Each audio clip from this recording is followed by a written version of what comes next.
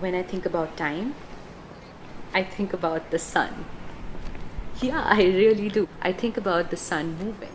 I found that I was paying more attention to the animation and the type of clocks that they were using for each character rather than what the character was saying. And I had to almost remind myself, right, go back, they're saying something. What is it they're saying? It's very deep and interesting, but just the animation was so intriguing and wondering why they selected the types of clocks they did for the people and how they reflected their personalities. I enjoyed that part. Yeah, I thought the animation was fantastic. It was incredible what that was, and yeah, that they matched kind of what they were saying. But that's the kind of movie I think you have to watch at least twice, like at least. As soon as it finished, I wanted to play it again because everyone was reacting just to the visuals, I think, first time around, and then yeah. But there were some amazing like anecdotes to hear how everyone had like different perspectives, and depending on kind of where they were, where they were situated, like what their life was, that kind of lent itself to a different perspective, it seemed. One of the things that I wondered as I was watching it is whether the filmmaker actually recorded these as just an interview question on the spot, and people responded, and then it was turned into the short rather than something that was scripted ahead of time and then pieced together. It did have a really natural feel to it, and the different responses, yeah, found it really interesting.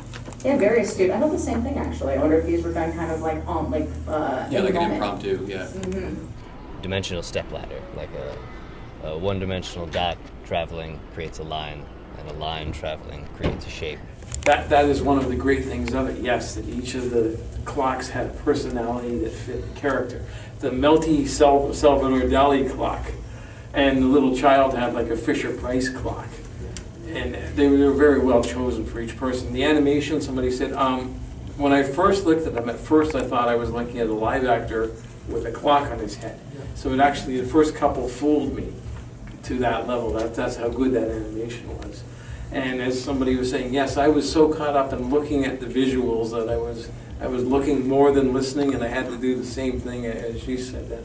Oh yes, I have to listen to what they're saying as well, because the visuals were just that good.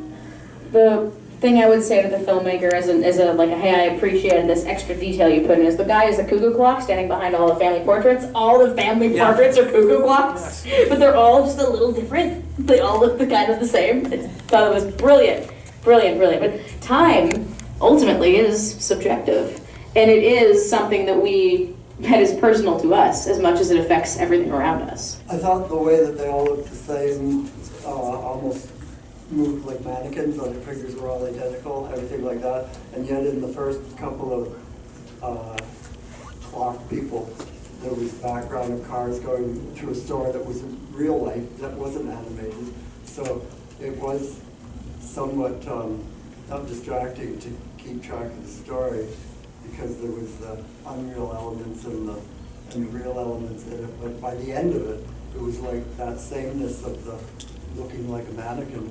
We all, in our own mind, think we're an original, one of a kind, and yet we all have this sort of clock-like version of ourselves. Like when you look in the mirror and you're old and you still think you're 17.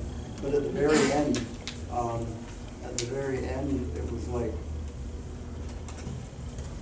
what was the representation of the accent on the final one? Was that the person that actually made the film? Because I looked at the name of the person that made the film, and why else would he depict himself as being of another culture? Because he had this sort of East Indian accent, like when you watch TV and they always have somebody talking funny because English isn't their first language. So at the very end of it, we all just, only see ourselves as we ourselves see us.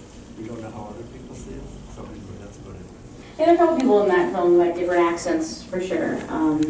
But yeah, very interesting. All the clocks were so different, so intricate.